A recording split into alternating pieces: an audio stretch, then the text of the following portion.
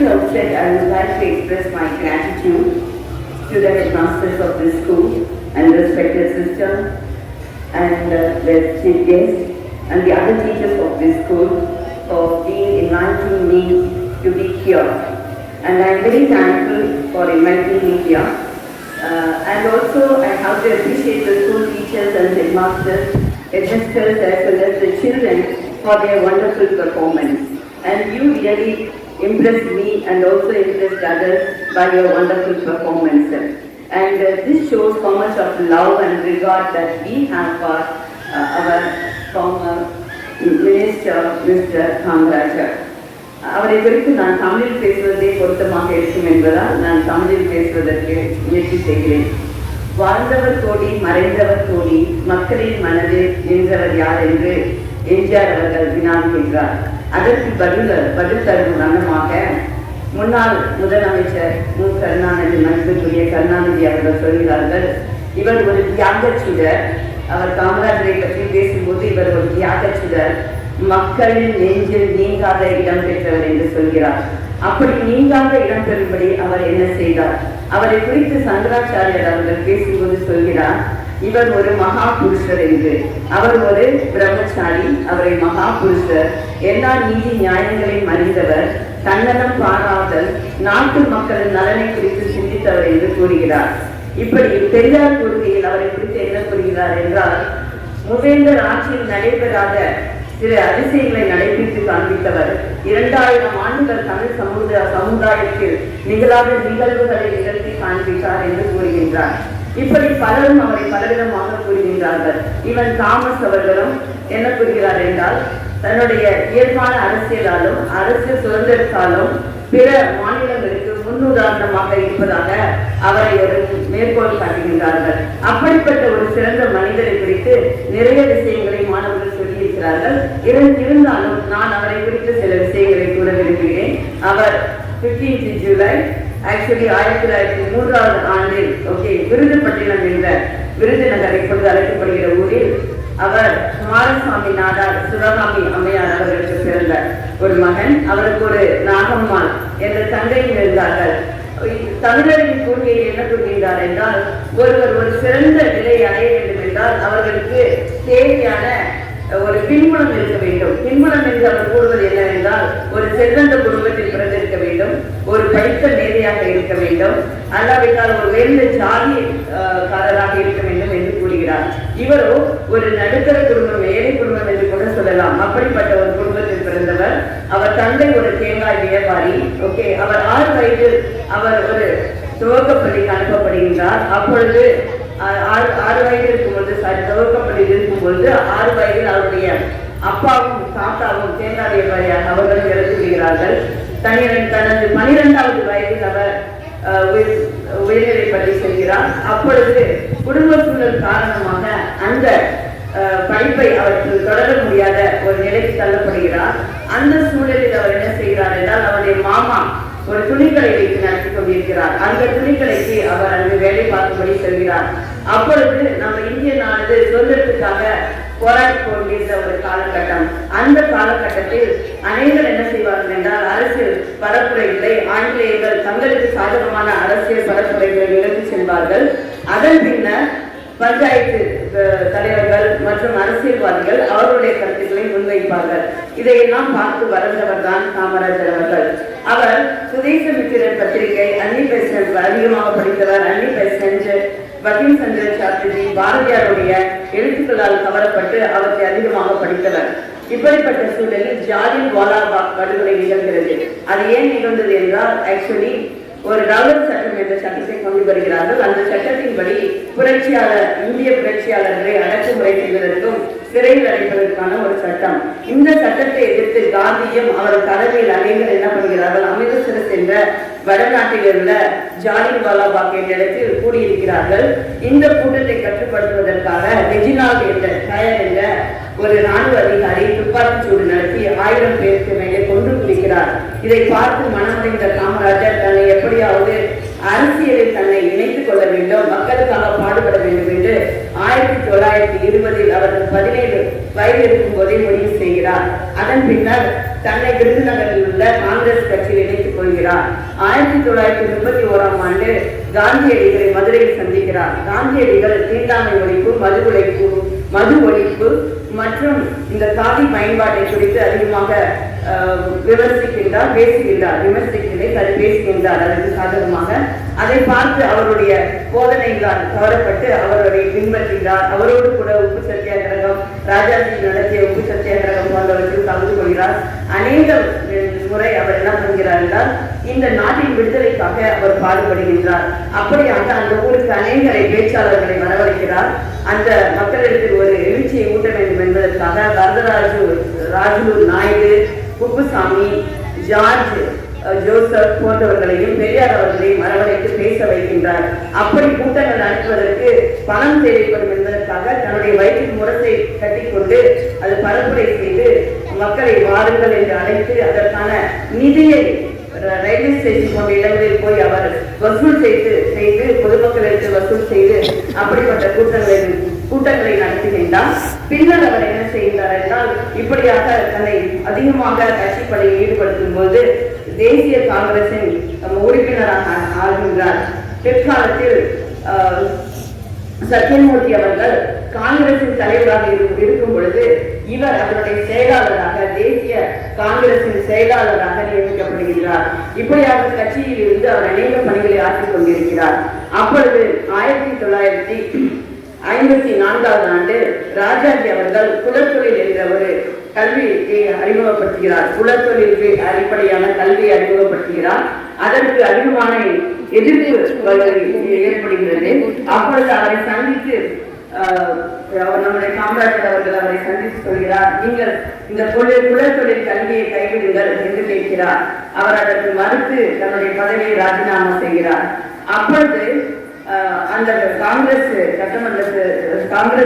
சார்பாக ஜெயித்து சட்டமன்றத்தில் இருக்கிற உறுப்பினர்களும் காங்கிரஸ் உறுப்பினர்களும் நம்முடைய காமராஜர் அவர்களை முதல்வராக பதவியேற்க வேண்டும் என்று கூறுகிறார்கள்.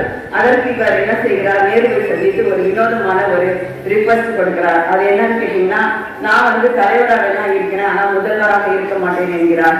அவர் ஆனால் அண்ணாதுரை, பெரியார், நேரு அவர்கள் இவரை நீங்கள் முதல்வராக வேண்டும் என்று கட்டாயப்படுத்துகிறார்கள். 54 குடியாத்தம் தொகுதியில் இடைத்தேர்தலில் போட்டியிட்டு அவரை எதிர்த்து சுப்பிரமணியம் அவர்களை ராஜாஜி நிறுத்துகிறார். அதற்கு பக்வாசலம் என்பவர் அதற்கு முன்மொழிகின்றார்.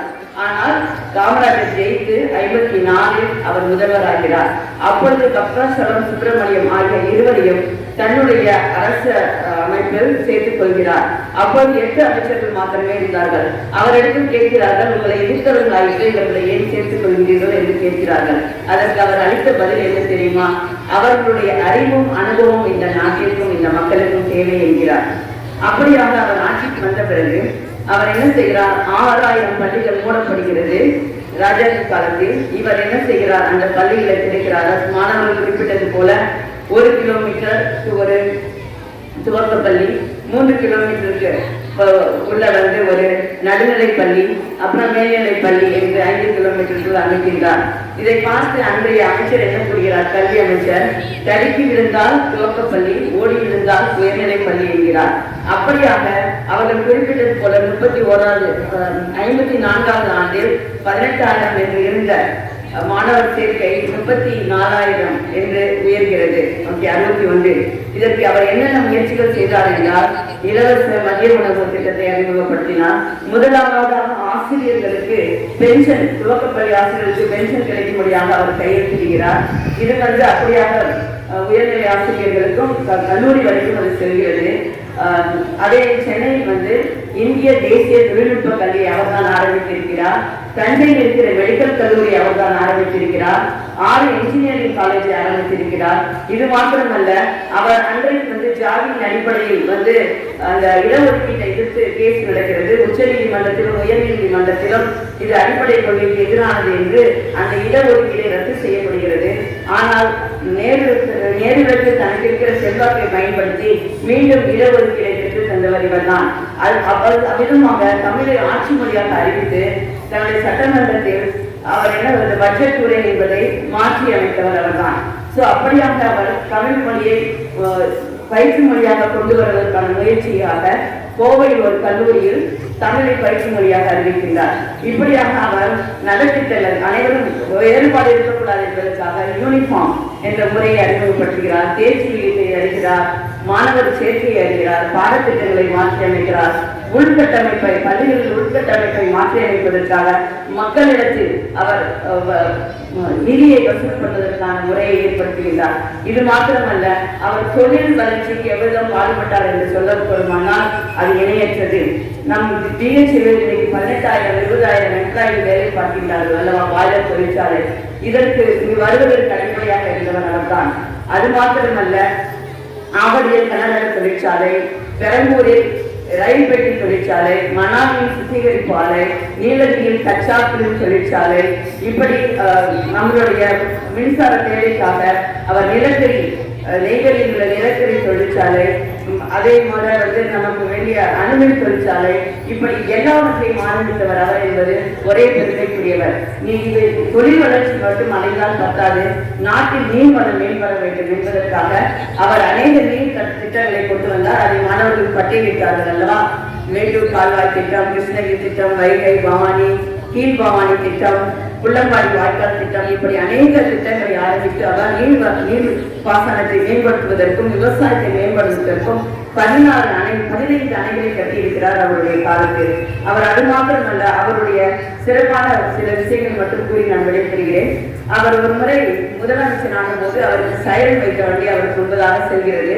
அப்பொழுது அவர் கேட்கிறார், நான் உயிரோடு தானே இருக்கிறேன், ஏன் சங்கூதி கொண்டிருக்கிறார்கள் என்று கூறி நகைச்சுவையாக கூறிவிட்டு, இனி எனக்கு இந்த மாதிரி பாதுகாப்புக்காக வண்டிகளை அனுப்ப வேண்டாம் என்று கூறுகிறார். ஒரு முறை இவரை ஒரு தியேட்டரை திறக்கும்படியாக, சினிமா தியேட்டரை திறக்கும்படியாக அழைக்கின்றார்கள். அப்பொழுது அவர்கள் செல்கிறார். அங்கு செல்லும் பொழுது அதுக்கு சரியான வயரிங் அதெல்லாம் கொடுக்கப்படாததுனால, எலக்ட்ரிசிட்டி சரியா இல்லாததுனால கலெக்டர் அனுமதி மறுத்து விடுகிறார். ஆனால் கலெக்டரத்தில் அவர்கள் அவரை முதல்வர் வேண்டியவர் என்றெல்லாம் பேசுகின்றார்கள். அப்பொழுது அந்த கலெக்டர் கூறுகிறார், நான் நினைத்தா நாளைக்கே எலெக்ஷன் நின்று முதல்வராக முடியும், ஆனா அவங்க முதல்வர் நினைச்சாருன்னா கலெக்டர் ஆக முடியாது அப்படின்னு சொல்றாங்க. இதை கலைஞர் அவங்க சொன்னதை என்ன பண்றாங்க, நம்மளுடைய காமராஜர் அவர்களுக்கு கூறுகின்றார்கள். அப்பொழுது அவர் கூறுகிறார், அவர் சரியானதான் கூறினார், ஆனால் ஒரு சின்ன கரெக்ஷன் சொல்லிட்டு அவர் என்ன சொல்றாரு, நான் கலெக்டர் ஆபீஸ்ல பியூனா கூட போக முடியாது, ஏன்னா நான் 6ஆம் கிளாஸ் தான் படிச்சிருக்கேன் அப்படின்னு சொல்றாரு.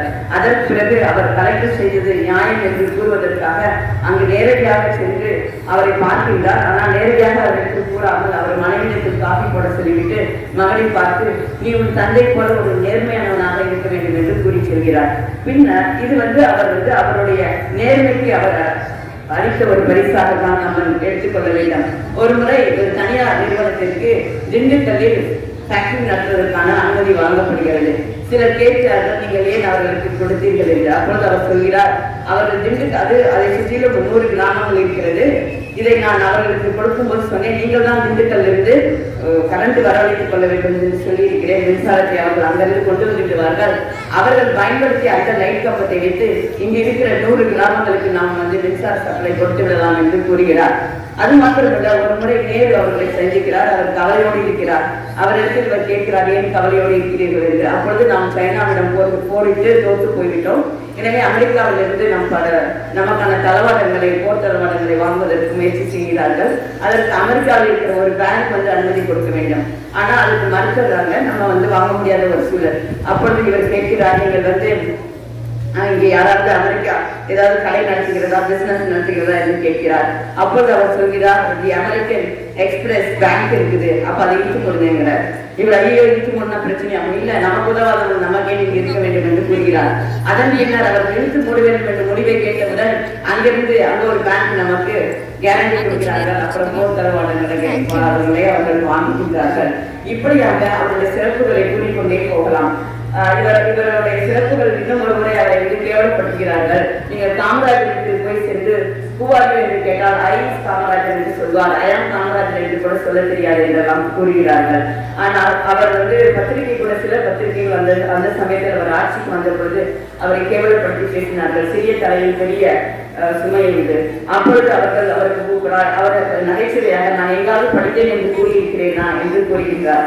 அதன் பின்னர் அவர் சொல்கிறார், நீங்கள் குறிப்பிடும் பூகோளம் என்ன, பூகோளம் தெரியவில்லை என்று கூறுகிறீர்களே, நீங்கள் குறிப்பிடும் பூகோளம் என்ன என்று கேட்கிறார். கேட்டுவிட்டு அவர் சொல்கிறார், இந்த நாட்டில் எந்த இடத்தில் மேடு இருக்கிறது, பள்ளம் இருக்கிறது, எந்த இடத்தில் ஆறு இருக்கிறது, எந்த இடத்தில் ஆறு உருவாகிறது, அது எங்கே ஓடுகிறது, எத்தனை குளங்கள் இருக்கிறது, எத்தனை பாசன வயல்கள் பயன்பெறுகிறது என்று சொல்வதுதானே பூகோளம். அதுதான் பூகோளம் என்றால் உங்களிடையே எனக்கு பூகோளம் நன்றாக தெரியும் என்று கூறுகிறார். இப்படி அவரை குறித்து நாம் பேசிக்கொண்டே போகலாம். அப்படிப்பட்ட அதிகம் படிக்காத பெரிய பணக்கார குடும்பத்தில் பிறக்காதவர். இவன் அவர் கருப்பு காந்தி என்று அழைக்கப்படுவார். வடமாநிலத்தினர் தென்னாட்டு காந்தி என்று அழைக்கப்படுகிறார். அப்படிப்பட்ட ஒரு மகா புருஷரை பற்றி பேசுவது எனது பாக்கியம். அவரை நாம் பின்பற்ற வேண்டும் என்று உங்கள் அனைவரையும் அன்போடு கேட்டுக்கொண்டு இந்த வாய்ப்புக்கு நன்றி கூறி விடைபெறுகிறேன். நன்றி, வணக்கம்.